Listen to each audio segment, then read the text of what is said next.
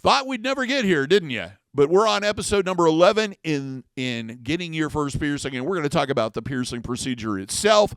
Coming up next on New to Piercing, episode number 48. For those that are new to the channel, welcome to the Body Piercing and Tattooing channel. Hope you're enjoying the videos. Everybody find them helpful and useful, but you may not know who I am.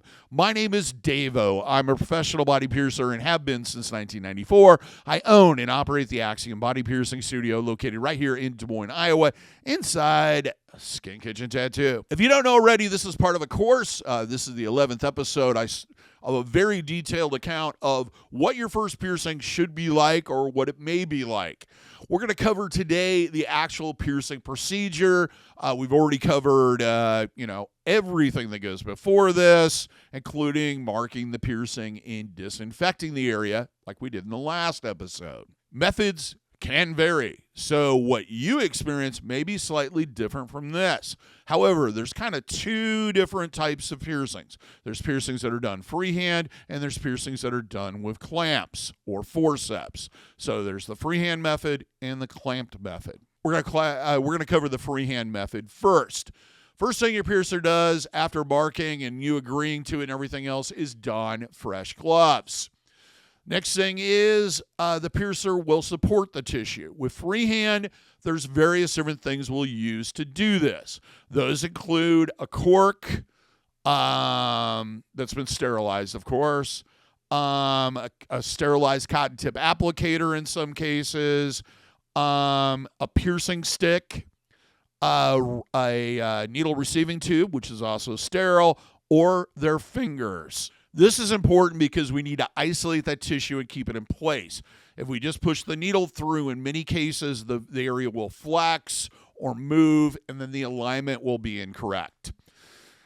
The needle is aligned with the mark, and then we adjust the angle of the piercing to make sure that it's dead straight at a 90-degree angle to the piercing or whatever angle we need to do that at to make sure that that jewelry is going to sit in there correctly. Once that's all ensured, the piercer will often have you do some type of breathing exercise or mental exercise, and then in the process of you doing that, we'll inject the needle in and through. This is one clean method.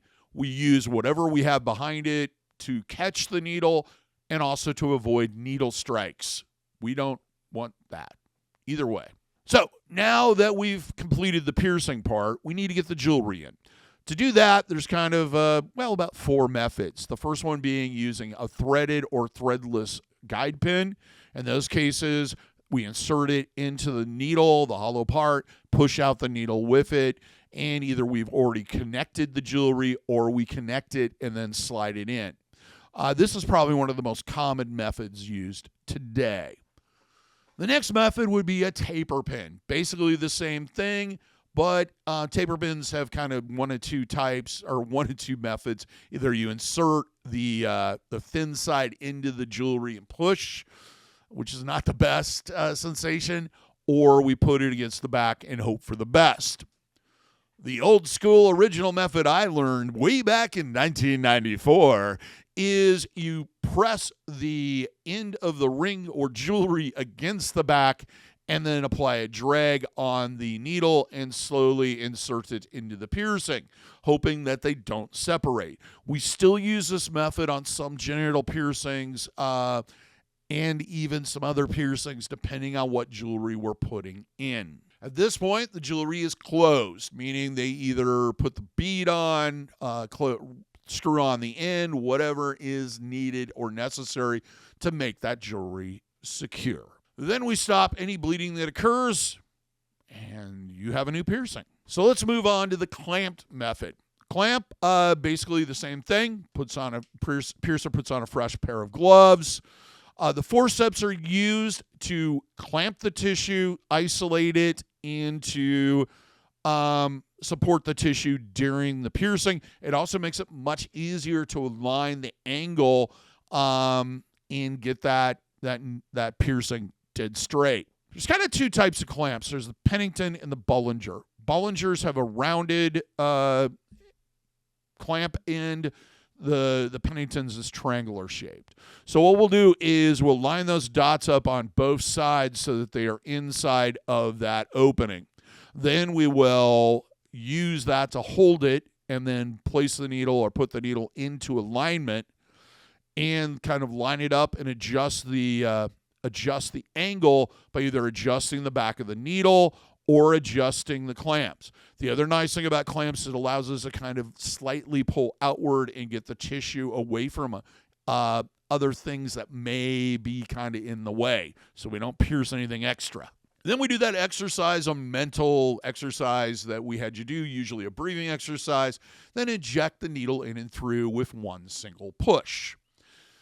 Then we remove the forceps, insert the jewelry much the same way that I talked about earlier, either a guide pin, taper pin, or putting it against the back of the needle and pushing it out, the needle out, and inserting the jewelry.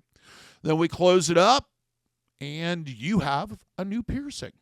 Of course, in both cases, if there is bleeding, which is kind of rare, we need to stop it. So we'll usually take a sterile gauze sponge, saturate it with a saline spray, sterile, and then apply it to the piercing area with a little bit of direct pressure until it stops. Clean off any excess at that point in time. You can also use alcohol pads or alcohol on it, sterile gauze, but I think they hurt more because they burn and it makes it more ouchy. So that's it for episode 11 in our course on getting your first piercing. The next one will be on cleanup and teardown. If you have any questions about this, feel free to leave a comment. If you have something to add to the conversation, please do so. Have you had different experiences with different piercers? What are some of the methods that you encountered that you were like, why is he doing that, or she's doing that, or they doing that? Feel free to leave a comment. Even if it's not related to this video, I usually answer them if I have time and when I have time.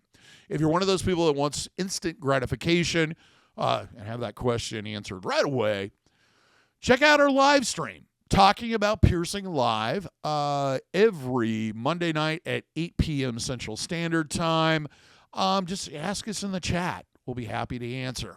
Till next time, here's hoping all your piercings heal with ease and without a single issue.